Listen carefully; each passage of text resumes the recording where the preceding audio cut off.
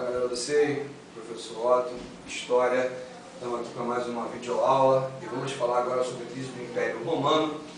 E eu acho que isso é uma aula muito importante porque é um momento de transição de dois mundos, né? E a formação de um mundo completamente diferente que vai vir chegar. Então, quando vocês olham para o Império Romano, a gente tem que entender que é um império que se estendia do leste europeu, passava pelo Oriente Médio e pegava todo o norte da África. Então, no continente, quer dizer, era um império de proporções continentais, uma coisa monstruosa, grandiosa, absurda, ligada por várias cidades, por várias estradas, e de repente todo esse mundo de 5 séculos desaparece. Então, a primeira coisa que a gente consegue observar é que ficou grande demais, vocês concordam? O Império Romano está muito grande. Se está muito grande, difícil de abastecer, difícil de proteger, difícil de administrar. Outro problema são os diversos povos diferentes vivendo dentro do próprio Império Romano. Como lidar com tantas convulsões sociais é uma coisa que o Império Romano vai ter que descobrir. Então a primeira coisa, galera, se está grande demais, se não consegue mais se sustentar nem se administrar, para de crescer. Roma então começa uma política de fortalecer as fronteiras e parar o crescimento. Show! Então, teoricamente vai resolver, vamos cuidar do que nós já temos. Não. Porque Roma, desde da sua fundação, Roma, desde a época dos grandes reis etruscos, sempre baseou sua política internacional na escravidão. Roma, ela é uma nação pirata e anexionista.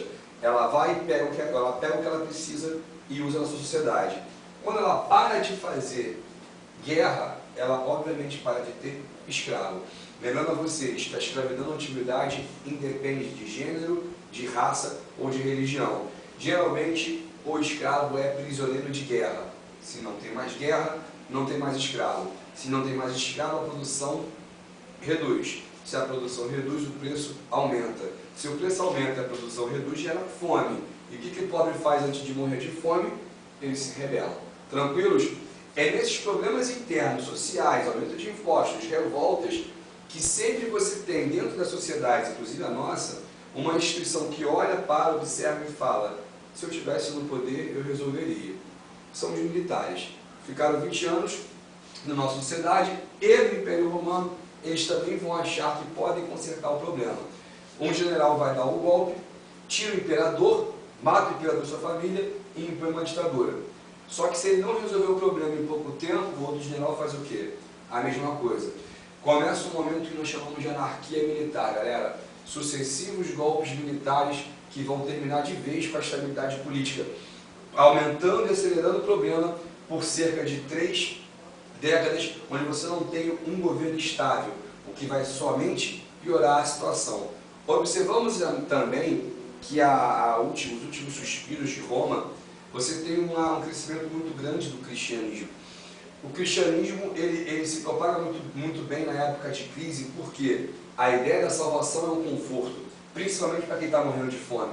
Então, depois de 3, 4 séculos da morte de Jesus, o cristianismo agora está com muita força em Roma. Diocleciano persegue, Constantino libera, e quando Teodósio torna o cristianismo a religião oficial do Estado, o cristão não consegue mais olhar para o imperador como uma divindade. Não é mais um filho de Deus, não é mais um enviado dele, então a autoridade desse imperador também é reduzida, graças ao cristianismo que aceita apenas um filho de Deus, um profeta, que é Jesus. Quando Constantino faz uma política de tentar reestruturar o império, ele vai anexar mais um território. Em sua homenagem, ele vai fundar a chamada cidade de Constantinopla.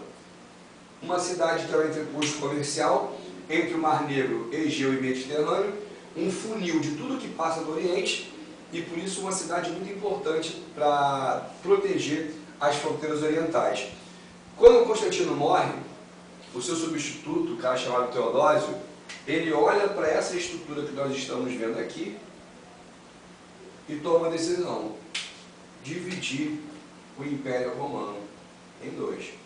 O Império Romano do Ocidente, com capital em Roma, e o Império Romano do Oriente, com capital em Constantinopla.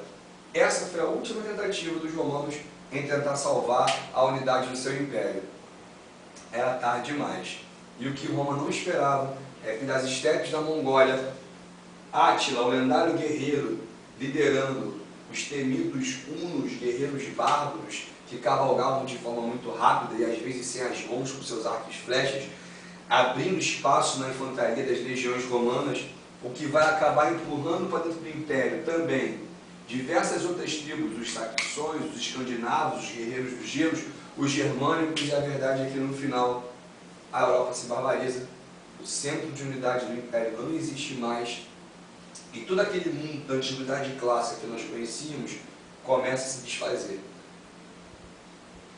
E aí eu começo a falar de Idade Média com vocês no próximo tempo, no próximo vídeo aula. Galera, se vocês curtiram, é só apertar o botãozinho. Um abraço, professor Otto, tudo isso aí.